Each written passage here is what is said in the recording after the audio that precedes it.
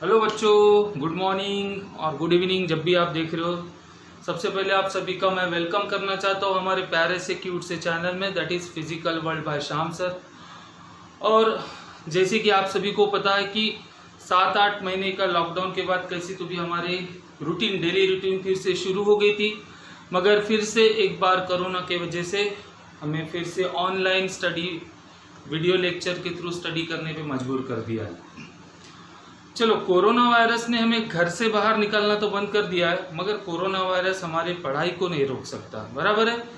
तो पिछले बार आपने प्रॉपरली वीडियो लेक्चर्स नहीं देखे थे, उम्मीद करता हूँ इस बार हर एक वीडियो आपको अच्छे से देखना है बच्चों, ठीक है। और जिस वीडियो लेक्चर में जो भी टॉपिक में आपको कुछ भी डाउट्स आते हैं तो डाउट्स पहले आपको क्लियर करना है। आप मैसेज करके या वीडियो मतलब कॉल करके अपने डाउट्स को आपको क्लियर करते जाना है। और जैसे मैंने बताया कि कोरोना तो आते जाते रहेगा, इतनी जल्दी पूरी तरह से तो जाएगा नहीं, मगर हम जैसे हमने आपको पहले ही बताया कि हमारा जो साल चालू है आपके करियर का, जो आपके पूरे मतलब लाइफ को डिसाइड करने वाला ईयर है 11th एंड 12th, आप आगे भविष्य में क्या करोगे वो आपका ये साल डिसाइड करने वाला। तो आपको रिलैक्स होकर काम नहीं चलने वाला है, ठीक है। तो बहुत हो गई ज्ञान की बातें, शुरू करते हैं हम आज का हमारा वीडियो लेक्चर। तो बच्चों, जैसे कि हमने अभी तक के क्या क्या टॉपिक पढ़ के हो गया हमारा, जैसे महाराष्ट्र का स्टेट बोर्ड का चैप्टर नंबर 8 इलेक्ट्रोस्टैटिक में हमने अभी तक के क्या पढ़े थे। हमने स्टार्टिंग में 11 का कुछ बेसिक रिवाइज किया था। जो बेसिक लॉ है हमारा इलेक्ट्रोस्टैटिक का, दैट इज कूलम्स लॉ। दो चार्जेस, दो स्टैटिक चार्जेस एक दूसरे से फाइनाइट डिस्टेंस पे हो गए तो कौन सा चार्ज कितने, मतलब उन दोनों के बीच का जो भी फोर्स ऑफ अट्रैक्शन और रिपल्शन रहेगा वो किस फैक्टर पे डिपेंड है, वो कूलम्स लॉ ने हमें बताया था। That is force of attraction और repulsion between two charges directly proportional to product of magnitude of two charges and inversely proportional to square of distance between them, बराबर है। उसके बाद हमने इलेक्ट्रिक फील्ड क्या होती है, इलेक्ट्रिक फील्ड इंटेंसिटी क्या होती है, इसके बारे में भी क्लास 11 का रिवाइज किया था। और क्लास 11 में हमने बहुत ही बेसिक मतलब बहुत ही इंपॉर्टेंट लॉ पढ़ा था इलेक्ट्रोस्टैटिक का, दैट इज गॉस लॉ, है ना। तो गॉस लॉ की स्टेटमेंट क्या होती है ये भी आपके पास लिखी हुई है, उसका प्रूफ हमने क्लास 11 में कर चुके थे। मगर अभी क्लास 12 में जहां पर हमने क्लास 11 को छोड़े थे वहीं से हमारा क्लास 12 शुरू होता है। दैट इज गॉस लॉ की जो एप्लीकेशन है वो हमने क्लास 12th में हमारा जो स्टार्ट किए थे, बराबर है। इलेक्ट्रिक फ्लक्स क्या होता है उसके बारे में भी बताया था मैंने आपको, और उसी के ऊपर बेस्ड हमने 3 एप्लीकेशंस पढ़ी थी, है ना, 1 बाय 1। और उन एप्लीकेशंस के ऊपर के हमारे कुछ न्यूमेरिकल्स भी हमने क्लास में सॉल्व किए थे, बराबर है। उसके बाद हमारा जो लास्ट टॉपिक हुआ था बच्चों इलेक्ट्रोस्टैटिक पोटेंशियल एनर्जी, और उसका एक डेरिवेशन भी किए थे। तो इलेक्ट्रोस्टैटिक पोटेंशियल एनर्जी 2 मिनट में आपको फिर से रिवाइज करा देता हूँ, क्योंकि आगे उसी टॉपिक से कंटिन्यू में हमें आगे वाला टॉपिक पढ़ना है आज, ठीक है। तो इलेक्ट्रोस्टैटिक पोटेंशियल एनर्जी में क्या किए थे बच्चों, हमने इस एक O पॉइंट पे हमने चार्ज प्लस Q कंसीडर किया था। फिर यहां से पॉइंट B पर यहाँ पे हमने बीच में एक पॉइंट B लिया था और इधर में एक पॉइंट A लिया था, बराबर है। पॉइंट B हमारा यहां से कुछ R1 डिस्टेंस पे था और यहाँ पे हमने इधर में पॉइंट A कंसीडर किया था, ठीक है।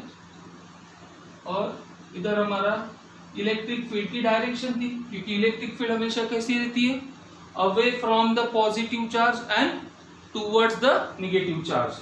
तो पॉइंट A सपोज हमारा यहाँ से कुछ R2 डिस्टेंस पे था, बराबर है। और इस पॉइंट A पर बच्चों हमने कंसीडर किया था एक small positive charge, unit positive charge consider किया था Q0। अब जैसे ही इस Q0 को देखिए यहाँ पर एक पॉजिटिव चार्ज रखा था। आपको सभी को पता होना चाहिए कि जब भी कोई चार्ज किसी पर्टिकुलर जगह पर रेस्ट पे है तो अपने सराउंडिंग में क्या बनाता है, इलेक्ट्रिक फील्ड। और उसके इलेक्ट्रिक फील्ड में अगर कोई दूसरा चार्ज आता है तो ऑब्वियस है क्या करेगा, वो चार्ज उस चार्ज के ऊपर क्या करता था, फोर्स लगाता। कौन सा फोर्स, इलेक्ट्रोस्टैटिक फोर्स। अब दोनों चार्ज पॉजिटिव होने की वजह से कैसा फोर्स रहेगा, फोर्स ऑफ रिपल्शन, है ना। तो ये चार्ज इस चार्ज के ऊपर फोर्स लगाने वाला है। तो देखिए अब इस यूनिट पॉजिटिव चार्ज को हम इसके इलेक्ट्रिक फील्ड में लाते, एक स्मॉल डिस्टेंस dr से हम इसको डिस्प्लेस किए थे। किधर डिस्प्लेस कर रहे, देखो ये पॉजिटिव चार्ज है, इसकी इलेक्ट्रिक फील्ड इधर है ना, और हम चार्ज को किस डायरेक्शन में डिस्प्लेस कर रहे हैं, इन द अपोजिट डायरेक्शन। मतलब हमें इस डायरेक्शन में फोर्स लगाना पड़ रहा है, लेफ्ट डायरेक्शन में, और इलेक्ट्रिक फील्ड की डायरेक्शन कहां पर है बच्चों, राइट में। सही है। तो जब भी हम किसी इलेक्ट्रिक फील्ड में उस इलेक्ट्रिक फील्ड के अगेंस्ट में फोर्स लगाकर डिस्प्लेसमेंट करेंगे तो क्या होता है, force into displacement, as you all know that it is nothing but a work done. तो जब हम इस स्मॉल पॉजिटिव चार्ज को इसके इलेक्ट्रिक फील्ड में स्मॉल डिस्प्लेसमेंट किए थे तो स्मॉल वर्क डन हुआ था, that is dw is equal to force into displacement. और यहां पर हमने लगाया था बच्चों नेगेटिव साइन। क्यों लगाए थे नेगेटिव साइन, याद कीजिए, क्योंकि इलेक्ट्रिक फील्ड के अपोजिट डायरेक्शन में हम फोर्स लगा रहे, जो डिस्प्लेसमेंट है in the opposite direction of electric field और फोर्स, जिसके वजह से यहाँ पर क्या है, इन दोनों के बीच की डायरेक्शन अपोजिट है ना। इलेक्ट्रिक फील्ड इस डायरेक्शन में फोर्स लगाएंगी और हम डिस्प्लेसमेंट उसके अपोजिट में कर रहे, इस वजह से यहाँ पर हमने नेगेटिव साइन लगाई थी। ये स्मॉल वर्क डन हुआ था, तो टोटल वर्क डन निकालने के लिए हमने क्या किए थे, अब total work done is nothing but हमने बोले थे, देखो वर्क और एनर्जी दोनों ही इक्विवेलेंट क्वांटिटी है, तो जितना भी वर्क डन हो रहा है इस फील्ड के अगेंस्ट में, वही वर्क डन क्या करेगा, as a electrostatic potential energy करके स्टोर्ड होगा, या इलेक्ट्रोस्टैटिक पोटेंशियल एनर्जी में उतना चेंज होगा। ठीक है, इसको निकालने के लिए हमने बच्चों इस स्मॉल वर्क डन को इंटीग्रेट किया था R1 से R2, क्योंकि हम इस चार्ज को इस A पॉइंट से B पॉइंट तक के मूव करा रहे थे। और फिर हमें इसका रिजल्ट भी मिला था, क्या मिला था result, Q capital Q into small q 0 upon 4 pi epsilon not into 1/R2 minus 1/R1। तो इलेक्ट्रोस्टैटिक पोटेंशियल एनर्जी और work done in the against the direction of electric field का हमें फॉर्मूला मिला था, विच is nothing but the product of two charges upon 4 pi epsilon not 0 और reciprocal of the distance between them. तो ये formula हमने already पढ़ चुके थे। अब इसी फॉर्मूले को बच्चों हम जनरल फॉर्म में कैसे लिख सकते हैं, जैसे फॉर एग्जांपल हमारे पास एक सिस्टम है टू चार्जेस की, सपोज एक Q1 चार्ज है एट पॉइंट ए, दूसरा Q2 चार्ज है एट पॉइंट बी, और इन दोनों के बीच का डिस्टेंस है सपोज स्मॉल r। तो इसी फॉर्मूले को, that is change in electrostatic potential energy, को हम ऐसा भी लिख सकते हैं, वर्क डन और change in electrostatic potential energy. देखिए इसी फॉर्मूले को हमें कैसा लिख सकते हैं, जनरल फॉर्म में। यहाँ पे क्या कर रहे हैं हम, दो चार्जेस का मल्टीप्लीकेशन कर रहे हैं, तो उसी तरह दो चार्जेस को भी हमारे पास Q1 और Q2, तो product of Q1 and Q2 upon 4 pi epsilon not. अब देखिए इन दोनों से हम जब भी, मतलब ये दो डिस्टेंसेस के रेसिप्रोकल का क्या है डिफरेंस है, तो हमें एक रेसिप्रोकल ऑफ डिस्टेंस मिलेगा। तो इन दोनों के बीच का डिस्टेंस कितना है, सिंपली स्मॉल r है, तो हम इस फॉर्मूले को इस तरह से लिख सकते हैं। दोनों फॉर्मूले को मैच करो, एक जैसी ही फॉर्मूला है। यहाँ पे क्या कर रहे थे हम, R2 में से R1 को माइनस कर रहे थे। यहाँ पर हमने दो पॉइंट, मतलब दो पार्टिकल, दो चार्ज पार्टिकल्स के बीच का डिस्टेंस हमें r पता है, तो हम इसी फॉर्मूले को इस तरह से भी लिख सकते। तो हमारा जनरल फॉर्मूला हो गया किसका, इलेक्ट्रोस्टैटिक पोटेंशियल एनर्जी। किसकी electrostatic potential energy, of a system of two charges. अगर दो पॉइंट चार्जेस है तो उनकी वजह से इलेक्ट्रोस्टैटिक पोटेंशियल एनर्जी इतना होगा, और इसकी वैल्यू किसकी, इसके ऊपर डिपेंड है, दोनों चार्जेस के मैग्नीट्यूड एज वेल एज उन दोनों के बीच का डिस्टेंस। बाकी 4 पाई एप्सिलॉन नॉट तो क्या है, कांस्टेंट वैल्यू है, तो उसके ऊपर तो कोई चीज डिपेंड नहीं रहेगी। तो यहां तक कि हमारा पिछले क्लास में बच्चों पढ़ के हो गया था।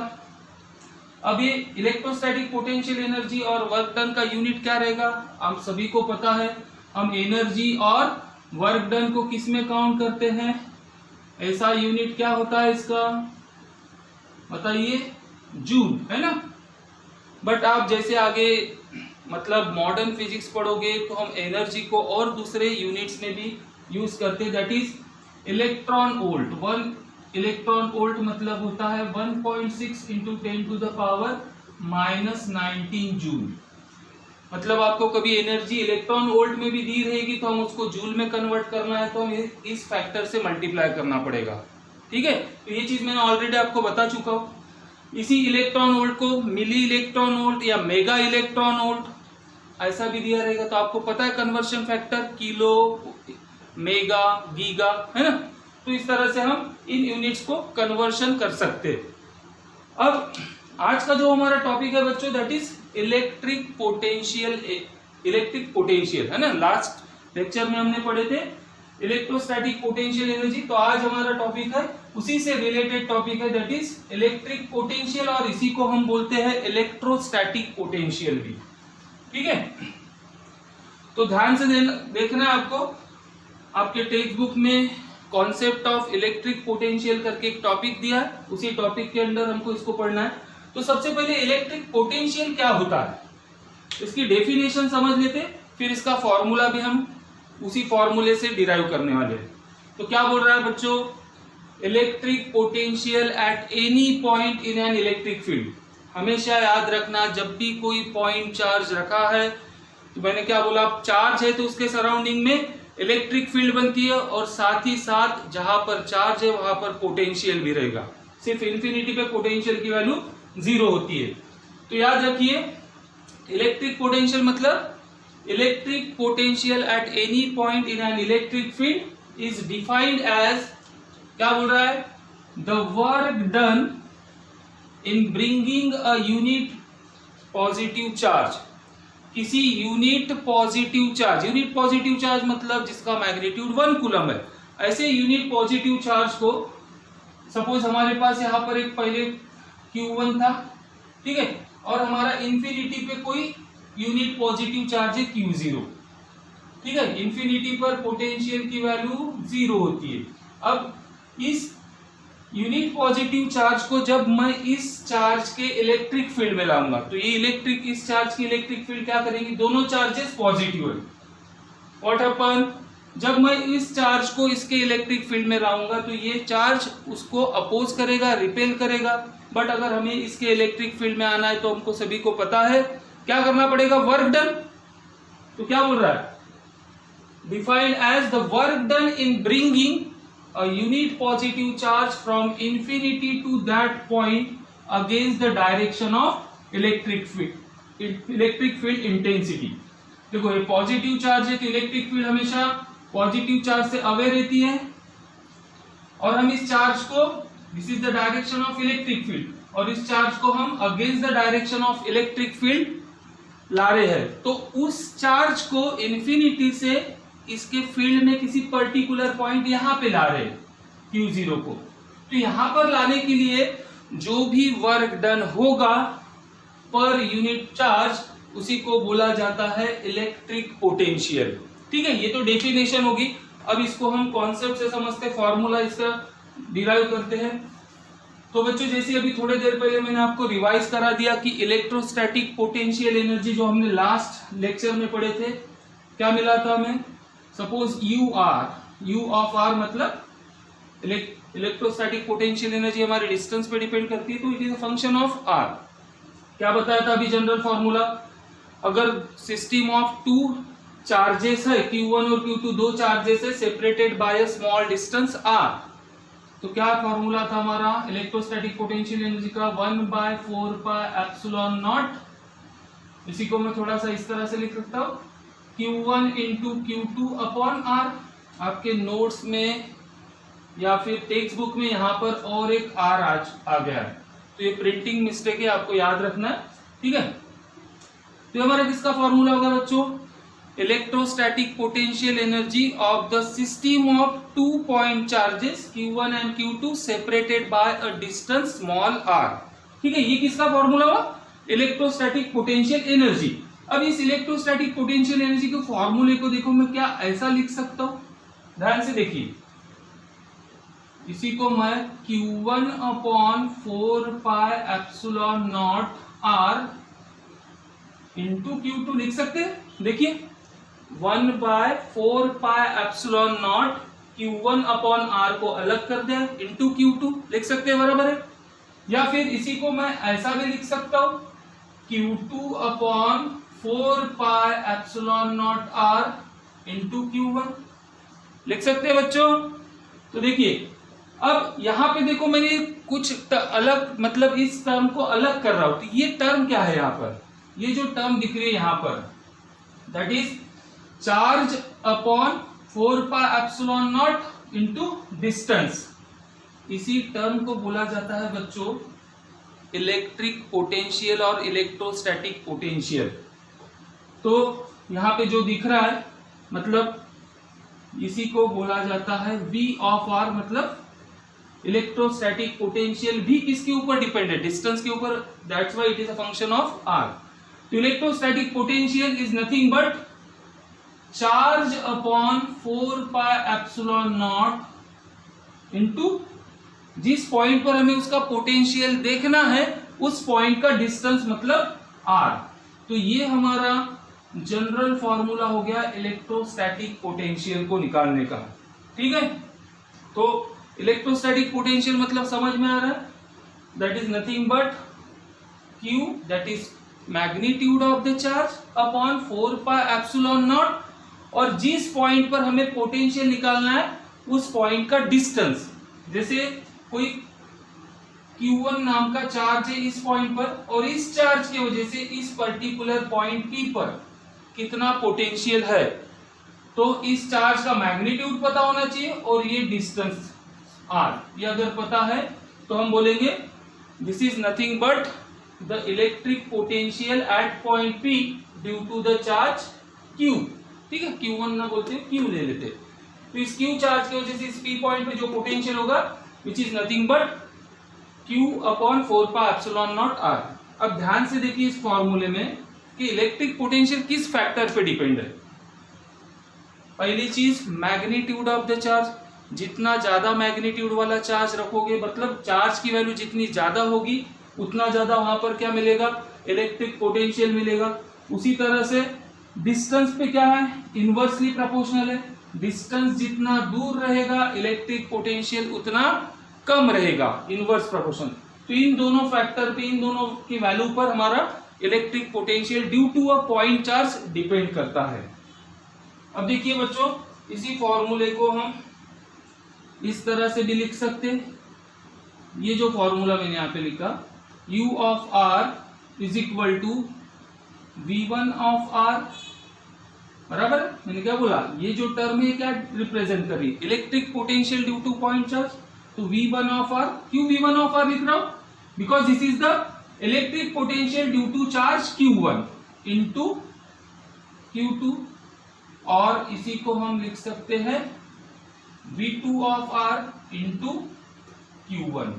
तो बच्चों यहाँ पे V1 ऑफ R या V2 ऑफ R मतलब क्या है, this is nothing but the electric potential due to point charge Q1 and this is nothing but the electric potential due to charge Q2। समझ में आया इतनी चीज। तो ये हमें फॉर्मूला याद रखना है, जब भी हमें कोई भी क्वेश्चन में पूछा गया कि किसी पर्टिकुलर पॉइंट पर इलेक्ट्रिक पोटेंशियल कितना होगा किसी पर्टिकुलर चार्ज की वजह से, तो इस फॉर्मूले का यूज करके हम उस पॉइंट पर इलेक्ट्रिक पोटेंशियल की वैल्यू निकाल सकते हैं। अब जैसे हमारे पास सिस्टम ऑफ टू चार्जेस है Q1 Q2 separated by distance R। तो देखिए मैंने क्या बोला, जब भी कोई चार्ज रहता है किसी भी पर्टिकुलर पॉइंट पर तो उसके साथ उसके सराउंडिंग में एक इलेक्ट्रिक फील्ड होती है, और उस पॉइंट पर उस चार्ज का एक पर्टिकुलर पोटेंशियल भी होता है। तो सपोज इसका पोटेंशियल है V1, इसका पोटेंशियल इस पॉइंट पर V2। तो जैसे ही पॉइंट चार्ज को मैं एक जगह से दूसरे जगह शिफ्ट करता हूं, मतलब उसकी पोजीशन चेंज करता हूं, तो क्या होता है, change in electric energy, sorry change in electric potential energy होता है। और इलेक्ट्रिक पोटेंशियल एनर्जी जैसे चेंज होता है, क्यों चेंज हो रहा है, क्योंकि वो भी R के ऊपर डिपेंड है। उसी तरह इलेक्ट्रिक पोटेंशियल भी बच्चों R के ऊपर डिपेंड है। मतलब जब मैं इस चार्ज को यहां से कहीं इसके फील्ड में मूव करूंगा तो इसके इलेक्ट्रिक पोटेंशियल में भी चेंजेस आएंगे। तो हम electric potential difference that is Q2 का जो पोटेंशियल है V2 माइनस V1, हम Q2 को Q1 की तरफ मूव कर रहे हैं, तो उन दोनों के पोटेंशियल में जो डिफरेंस आएगा हम इसी को इस तरह भी लिख सकते हैं, U2 minus U1 upon Q लिख सकते हैं क्या? देखिए ध्यान से, ये जो हमारा फॉर्मूला मिला है ना, यहां से देखिए जो एनर्जी का फॉर्मूला है, एनर्जी मतलब क्या दिख रहा है आपको? इलेक्ट्रोस्टैटिक पोटेंशियल एनर्जी मतलब इलेक्ट्रिक पोटेंशियल इनटू चार्ज। तो क्या मैं बोल सकता हूं इलेक्ट्रिक पोटेंशियल V, थोड़ा इधर लिख रहा हूं मैं, इलेक्ट्रिक पोटेंशियल V मतलब क्या लिख सकते? V equal to energy upon charge, electrostatic energy U of R, V of R मतलब U of R upon Q, है ना? या सिंपल लैंग्वेज में electric potential is nothing but electrostatic potential per unit charge लिख सकते हैं। और यही तो फार्मूला हमने 10th और 11th के भी क्लास में पढ़ चुके हैं। इलेक्ट्रिक पोटेंशियल मतलब क्या होता था? Work done per unit charge, और work done is equivalent to electrostatic potential energy. So electrostatic potential energy per unit charge मतलब होता है हमारा इलेक्ट्रिक पोटेंशियल।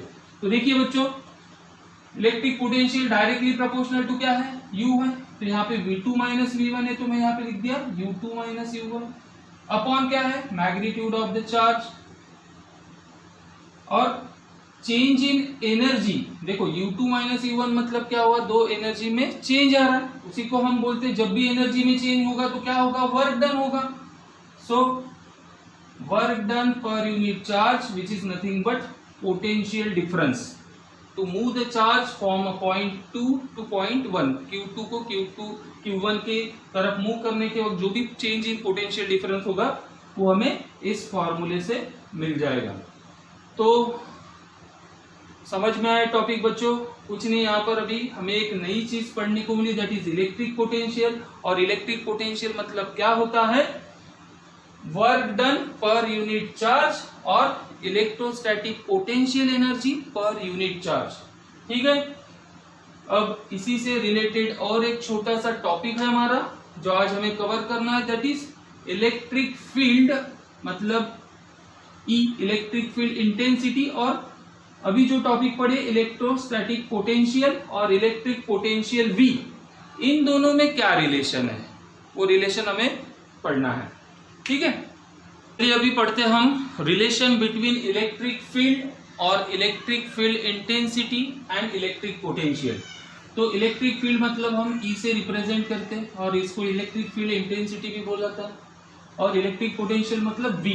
तो इन दोनों के बीच में कैसा रिलेशन है, उस रिलेशन को बच्चों अभी हमें डिराइव करना है। ठीक है, छोटा सा डेरिवेशन है, थोड़ा सा रिलेशन है इसमें, बस इसको कॉन्सेप्ट को समझ लो, आपका आंसर आ जाएगा।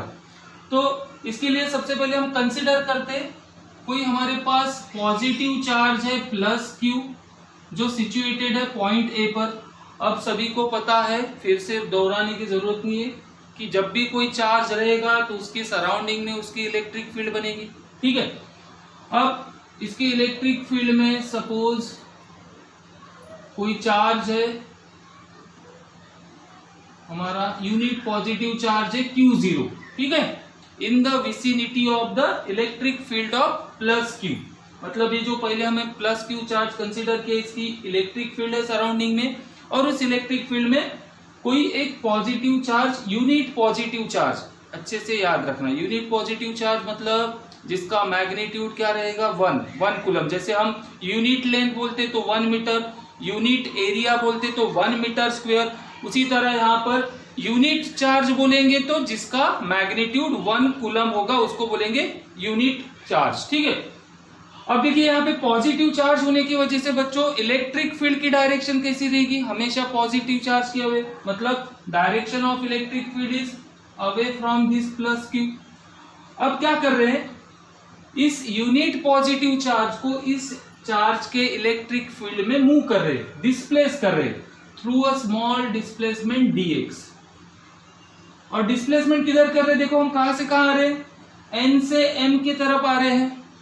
व्हाट हैपन, अगेन वही चीज बार बार रिपीट हो रही है, किसी चार्ज के इलेक्ट्रिक फील्ड में हम क्या कर रहे, किसी दूसरे चार्ज को मूव कर रहे। What happen, there is a work done, क्योंकि देखो इलेक्ट्रिक फील्ड की डायरेक्शन ऐसी है, राइट में अगेन सेम चीज, और हम उसके अपोजिट में क्या कर रहे हैं, डिस्प्लेसमेंट। तो जब भी हम किसी इलेक्ट्रिक फील्ड के अपोज में जाकर डिस्प्लेसमेंट करेंगे तो वहां पर वर्क डन होगा। हम एक स्मॉल डिस्प्लेसमेंट कर रहे हैं dx, तो स्मॉल वर्क डन होगा dw। हम उसी को क्या लिख सकते हैं बच्चों, dw is equal to force into displacement, है ना। वेक्टर फॉर्म में लिखना है तो ऐसे लिखेंगे, और इन दोनों का वेक्टर प्रोडक्ट आता है स्केलर क्वांटिटी, इसलिए यहाँ पे डॉट प्रोडक्ट आ रहा है। और इसी को बच्चों अगर मैग्नीट्यूड फॉर्म में लिखना चाहते हैं तो हम minus F into d x. ये माइनस साइन क्या रिप्रेजेंट करता है कि फोर्स और डिस्प्लेसमेंट क्या है, अपोजिट डायरेक्शन में है। तो जब हमने किसी इलेक्ट्रिक फील्ड में किसी दूसरे चार्ज को मूव किया, स्मॉल डिस्प्लेसमेंट किया, तो स्मॉल वर्क डन हुआ विच is nothing but the product of force into displacement. अब एक चीज हमने क्लास 11th में पढ़ चुकी है और इस चैप्टर को मैंने स्टार्ट करने के पहले फिर से आपको एक बार रिवाइज करा दिया था, that is electric field intensity और इलेक्ट्रिक फील्ड क्या रिलेशन होता है। इलेक्ट्रिक फील्ड इंटेंसिटी और electric field is nothing but force पर यूनिट चार्ज। याद आ रहा है आपके कॉपी में मेंशन है ये, फोर्स पर यूनिट चार्ज मतलब क्या होता है, इलेक्ट्रिक फील्ड। तो क्या हम बच्चों इस फोर्स के जगह क्या लिख सकते हैं, इलेक्ट्रिक फील्ड इनटू चार्ज लिख सकते हैं। तो देखिए इस F के जगह मैं लिख रहा हूं E इंटू कौन सा चार्ज मूव करे, Q0, तो E into Q0 into dx। अब आपके नोट्स में या टेक्स्ट बुक में डायरेक्टली ये चीज लिखी है, कैसे लिखी है, डायरेक्ट आपको लिखा है E into minus E into dx लिखा है। अब ये Q0 कहाँ गायब हो गया सोचोगे आप, तो Q0 क्या है बोला मैंने आपको मेंशन क्या किया, it is a unit positive charge. Unit मतलब जिसका मैग्नीट्यूड है 1। तो मैं अगर इस E को 1 से मल्टीप्लाई करता हूं तो हमारे इस इक्वेशन पे कोई फर्क गिरने वाला है क्या, नहीं। तो यहां से हमने Q0 निकाल लिया है, since Q0 is equal to क्या है, 1 कूलम है, यूनिट पॉजिटिव चार्ज है। ओके, ये हमारा इक्वेशन मिल गया पहला। अब अभी थोड़ी देर पहले हमने इलेक्ट्रिक पोटेंशियल पढ़े, तो इलेक्ट्रिक पोटेंशियल क्या होता था, इलेक्ट्रिक पोटेंशियल का क्या जनरल फॉर्मूला बोला था, electric potential is nothing but work done per unit charge, या electrostatic energy, change in electrostatic energy per unit charge मतलब इलेक्ट्रिक पोटेंशियल होता है। अब बस यही रिलेशन को बच्चों हमें यहाँ पर यूज करना है। तो देखिए मैंने स्मॉल डिस्प्लेसमेंट किया तो क्या हुआ, स्मॉल वर्क डन हुआ, और जैसे ही वर्क डन होगा तो पोटेंशियल भी होगा। तो स्मॉल डिस्प्लेसमेंट करने के लिए स्मॉल चेंज इन एनर्जी हुई, स्मॉल वर्क डन हुआ, और उसके वजह से there is a small change in potential difference also. तो स्मॉल वर्क डन करने के लिए कितना स्मॉल पोटेंशियल डिफरेंस होगा, dw इज इक्वल टू, देखो इसी रिलेशन से देखिए dw इज इक्वल टू क्या मैं लिख सकता हूँ, सॉरी dv मतलब change in potential which is nothing but change in work done, और small electric potential is nothing but work done per unit charge. कौन सा चार्ज मूव कर रहे हैं, Q0, तो उसी के वजह से इलेक्ट्रिक पोटेंशियल में चेंज होगा। क्या बच्चों हम इसी को ऐसा भी लिख सकते हैं, इज इक्वल टू dw, हाँ लिख सकते हैं। क्यों लिख सकते हैं कि क्या बोला मैंने, Q0 कौन है, यूनिट पॉजिटिव चार्ज है, उसका मैग्नीट्यूड 1 है, और यहाँ पे 1 पुट करोगे तो हमारा आंसर यही आएगा। आ गया सिंपल, बस हो गया हमारा रिलेशन, अभी निकल जाएगा। अब देखिए जैसे इक्वेशन 2 देखो और इक्वेशन 1 देखो, इन दोनों की एक साइड सेम है ना, ये भी dw यहाँ पे भी dw, तो हम उन दोनों की राइट मतलब दूसरे साइड को कंपेयर कर सकते हैं, yes obviously. So from equation 1 and 2 we can write, देखो पहले इक्वेशन में हमें क्या मिला है, minus E into d x is equal to, इसका देखो ये वर्क डन था, इधर वर्क डन भी है, इसके जगह हम क्या लिख सकते हैं, dv, बराबर है। सो देयरफॉर इलेक्ट्रिक फील्ड को यही रखिए, इस dx को उधर लेकर जाइए तो क्या हो जाएगा dv बाई dx, और इस माइनस साइन को भी उधर लेकर जाओ, मतलब दोनों साइड में माइनस साइन से मल्टीप्लाई कर देंगे तो ऐसा आ जाएगा। बस आ गया हमारा रिलेशन। ये जो इक्वेशन 3 मिल रहा है हमें, that is E is nothing but dV by dx। E मतलब किसी पर्टिकुलर पॉइंट पर इलेक्ट्रिक फील्ड जो किसके बराबर है, negative of dV by dx। Voltage upon dx मतलब क्या है, डिस्प्लेसमेंट है, डिस्टेंस है ना। तो आपको याद होगा हमने करंट इलेक्ट्रिसिटी में एक चीज पढ़ी थी, पोटेंशियल ग्रेडियंट। याद आ रहा है, पोटेंशियल ग्रेडियंट जिसको हम K से रिप्रेजेंट करते थे, विच is nothing but the potential per unit length लिखते थे, है ना। उसी तरह dV मतलब क्या है, इलेक्ट्रिक पोटेंशियल है, dx मतलब क्या है, डिस्टेंस मतलब लेंथ है। तो क्या हम इसको भी पोटेंशियल ग्रेडियंट बोल सकते हैं? यस, ऑब्वियसली हम बोल सकते हैं। So electric field at any point is equal to nothing but negative of potential gradient at that point, and this is nothing but the relation between electric field and electric potential। इसी relation को बच्चों हम generally जहां पर एक constant value दी रहेगी, change नहीं हो रहा है, तो हम इसी रिलेशन को ऐसा भी लिखते हैं, E is equal to V by d. D मतलब डिस्टेंस और V मतलब इलेक्ट्रिक पोटेंशियल एंड E मतलब इलेक्ट्रिक फील्ड और electric field intensity. So this is nothing but the relation between electric field and electric potential. तो आज की video lecture में हमने दो टॉपिक्स कवर किए, एक इलेक्ट्रिक पोटेंशियल का कॉन्सेप्ट और दूसरी चीज relation between electric field and electric potential. आगे वाले वीडियो लेक्चर में कुछ न्यूमेरिकल के साथ नया टॉपिक पढ़ेंगे।